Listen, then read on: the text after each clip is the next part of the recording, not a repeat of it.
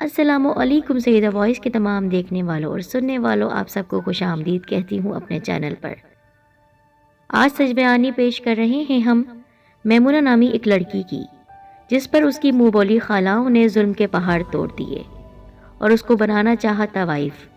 کس طرح ان کے چنگل سے نکلی، کیا کیا مشکلات سہیں، اسی کی زبانی آپ یہ کہانی سنیں گے شروع سے آخر تک۔ اس سے پہلے ہمارے چینل سیدہ وائس کو سبسکرائب کر دیں اور آپ کے پاس ہماری ویڈیوز کے اپڈیٹس پہنچتے رہیں، اس کے لیے بیل کو ضرور دبائیے۔ میرا نام میمونہ ہے۔ جب میں نے ہوش سنبھالا تو مجھے بتایا گیا کہ میری ماں میرے بچپن میں ہی وفات پا گئی تھی۔ گھر میں ایک اجنبی سا ماحول تھا۔ میں جس گھر میں رہتی تھی وہ میری منہ بولی خالہ کا تھا۔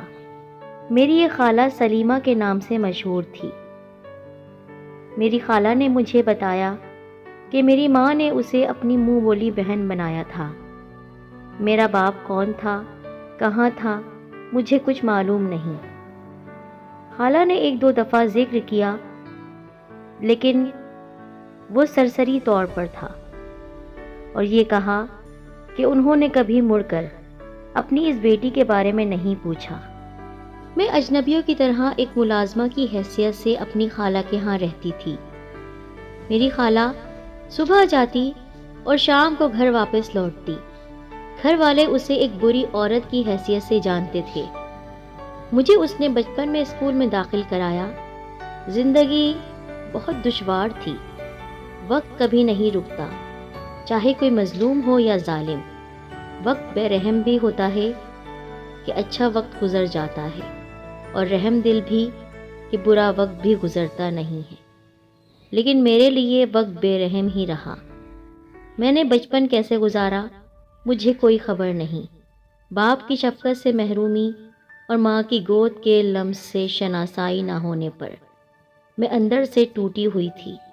خالہ کو میری کوئی فکر نہیں تھی۔ جب میں نے 5ویں جماعت پاس کر لی تو خالہ نے مجھے اسکول سے ہی اٹھوا لیا۔ میرا قد کاٹ نکل چکا تھا۔ خالہ مجھے بھی اپنی لائن میں لگانا چاہ رہی تھی، مگر دل میں نے ارادہ کر لیا تھا، کچھ بھی ہو مجھے اپنی عزت اور آبرو کی حفاظت کرنی ہے۔ خالہ نے ایک دن مجھ سے کہا، اب تم میرے ساتھ جایا کرو گی تاکہ ہم گھر کا خرچ چلا سکیں۔ تمہیں میرے ساتھ کام کرنا ہوگا۔ میں جانتی تھی خالہ مجھ سے کیا کام کروانا چاہ رہی ہیں۔ میں نے انکار کرتے ہوئے کہا، میں گھر کے کام کاج کروں گی، لیکن آپ کے ساتھ باہر کام نہیں کروں گی۔ میرا دو ٹوک جواب سن کر خالہ سمجھ گئی 5 جماعتیں پڑھ لی ہیں، اچھے برے کی تمیز ہو چلی ہے اس کو۔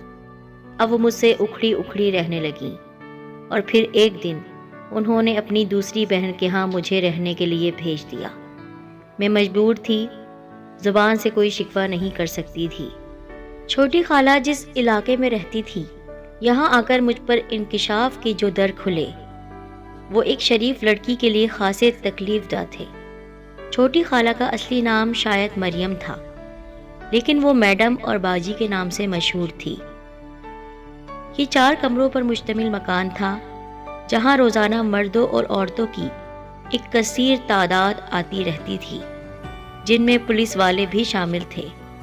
بڑی بڑی مونچھوں والے آدمی، ان کی شکلوں سے مجھے بہت خوف آتا تھا۔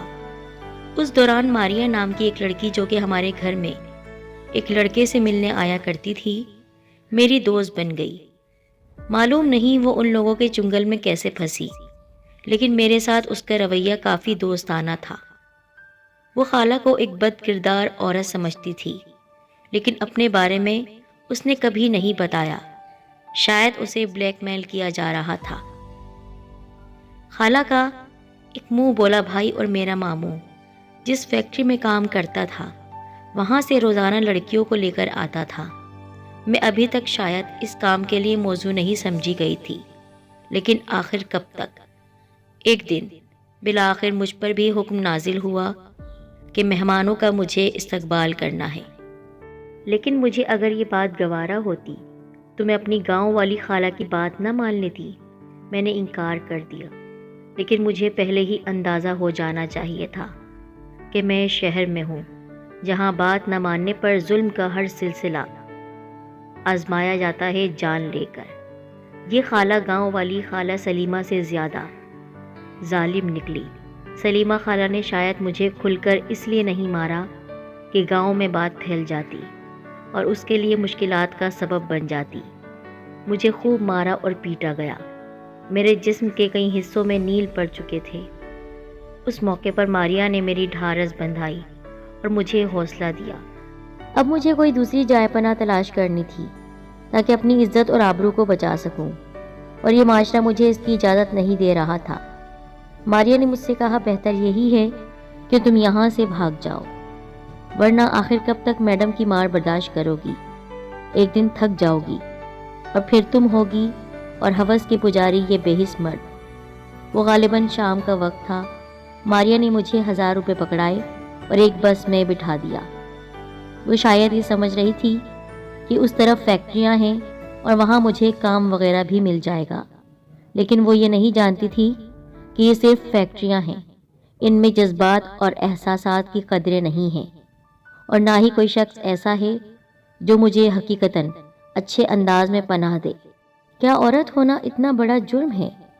انہی سوچوں میں گم نہ جانے کب مجھے پتہ ہی نہیں چلا۔ بس اپنے اسٹاپ پر پہنچ چکی تھی، ایک انجانی جگہ میں آ گئی تھی۔ شام کا اندھیرا چھا چکا تھا۔ مجھے ہر چہرہ ایسا لگتا شاید وہ میرے ہی تعاقب میں ہے۔ اس بھرے شہر میں رات کیسے گزاروں؟ کہاں گزاروں؟ رات تو آخرکار گزارنی ہے۔ ایک گوشہ سنسان تھا، یہاں ایک قد آور درخت کے نیچے بیٹھ گئی۔ دل و دماغ میں خوف چھایا ہوا تھا، ختم ہی نہیں ہو رہا تھا۔ یا اللہ، میرے حال پر رحم فرما، کوئی نجات دہندہ مل جائے، میری پریشانیاں کم ہو جائے۔ میں دل ہی دل میں اپنے رب سے دعائیں مانگ رہی تھی۔ پھر کب صبح ہو گئی مجھے پتہ ہی نہیں چلا۔ ساری رات خوف کے مارے سو بھی نہ سکی۔ سحر نمودار ہونے کے بعد 2 لڑکے مجھے گھورتے ہوئے آگے نکل گئے، لیکن تھوڑی دیر بعد ان میں سے ایک واپس آیا اور مجھ سے یہاں اکیلے بیٹھنے کی وجہ دریافت کرنے لگا۔ خوف اور دہشت کے مارے میں بالکل چپ ہو گئی تھی اور میں نے ان کی ایک بات کا بھی جواب نہیں دیا۔ وہ واپس چلے گئے۔ اتنے میں سامنے سے ایک ہوٹل والا اٹھ کر آیا۔ وہ شکل سے ہی بدماش لگ رہا تھا، اس کے چہرے سے کراہیت ٹپک رہی تھی۔ وہ مجھے بہت غور سے دیکھ رہا تھا اور کہنے لگا میرے ساتھ میرے گھر چلو۔ میں نے انکار کر دیا۔ اتنے میں ایک اور شخص آیا، مجھے صحیح یاد نہیں کیونکہ میری آنکھیں نیند سے بوجھل تھیں۔ ان دونوں آدمیوں میں تکرار ہونے لگی۔ وہ آنے والا شخص شریف تھا۔ اس نے کہا میرے گھر میں میری ماں بہنیں ہیں اور ہمارے گھر میں یہ باحفاظت عزت کے ساتھ رہے گی۔ تم تو اس سے اپنی ضرورت پوری کرنا چاہتے ہو، یہ کوئی کھیلنے کی چیز نہیں ہے۔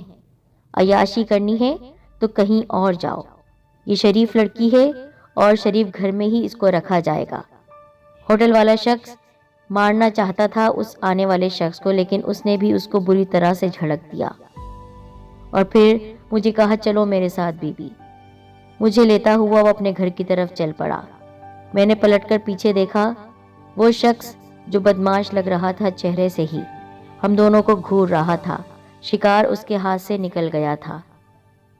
وہ شخص مجھے اپنے گھر لے آیا اور سچ میں اس کی ماں بہنیں گھر میں موجود تھیں۔ اس کی ماں نے مجھے گلے سے لگا لیا۔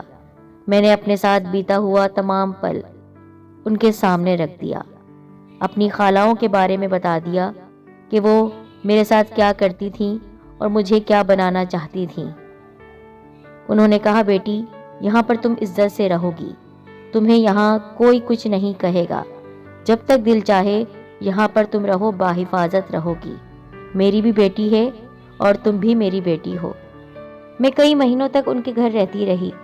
انہوں نے مجھے ماں کا پیار دیا اور ان کی بیٹی نے بہن کا۔ ایک دن میری خالہ میڈم مریم کہیں سے میرا پتہ پوچھتی ہوئی اس گھر میں آ گئی اور حق جتانے لگی۔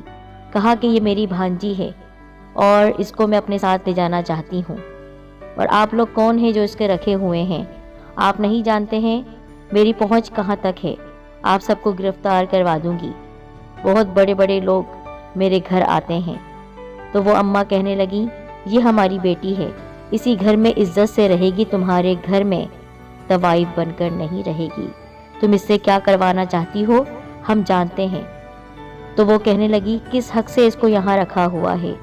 उसी वक्त उन्होंने कहा, मेरी होने वाली बहू है, मैं अपने बेटे की शादी इससे करवा रही हूँ। मैं उनको देखने लगी हैरत से, और उन्होंने मुझे इत्मीनान दिलवाया कि ये झूठ बात नहीं है, सच में तुम इस घर की बहू बनोगी। खाला से कहा कि अगर तुम यहाँ से नहीं जाती तो मैं तुम्हारे लिए पुलिस बुलवाती हूँ, और अभी और इसी वक्त तुम्हारे सामने इन दोनों का निकाह होगा। और मेरी जालिम खाला के सामने मेरा निकाह उस शरीफ इंसान के साथ हो गया जिसने कभी नज़र उठाकर भी मुझे नहीं देखा था। उसकी आंखों की इज्जत पर मैं कुर्बान हो गई थी।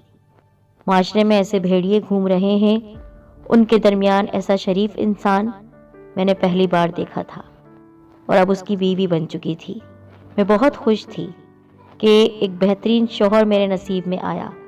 बिन माँ की यतीम बच्ची, जिसका हाल उसकी खालाओं ने बिगाड़ दिया था, क्या क्या नहीं करवाना चाहती थी, अल्लाह ने मुझे इज्जत के साथ एक इज्जतदार घराने में भेज दिया।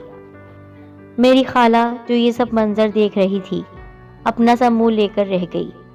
अब उसके पास कोई सबूत नहीं था कि वो मुझे लेकर जाती, क्योंकि अब मैं किसी की बीवी बन चुकी थी, किसी की इज्जत बन चुकी थी, और कोई मेरा सरपरस्त हो गया था। एक बेहतरीन घराने में मैं रह रही थी, उनकी बहू बन गई थी। और उसके बाद जब वो चले गई, मैंने अपनी सास यानी अम्मा से कहा, आपका किस ज़ुबान में शुक्रिया अदा करूं। मैं तो यतीम थी, बेसहारा थी, अल्लाह के भरोसे रह रही थी। अल्लाह ने मुझे माँ की सूरत में आपके आंचल में भेज दिया। मैं आपका किस तरह शुक्रिया अदा करूं। तो वो कहने लगी, पहले दिन ही से तुम्हें बेटी मान लिया था, और यही सोच रही थी कि तुम्हें हमेशा बेटी बनाकर रखूंगी। इस माशरे में चाहे जितने भी दरिंदे हों, चाहे मुंह बोली खालाओं के नाम पर जालिम औरतें हों, जो कारोबार करने वाली हों लड़कियों का, औरतों का, लेकिन कुछ शरीफ भी लोग होते हैं जो अल्लाह से डरते हैं और अल्लाह के लिए कोई भी अमल करते हैं। अस्सलामु अलैकुम।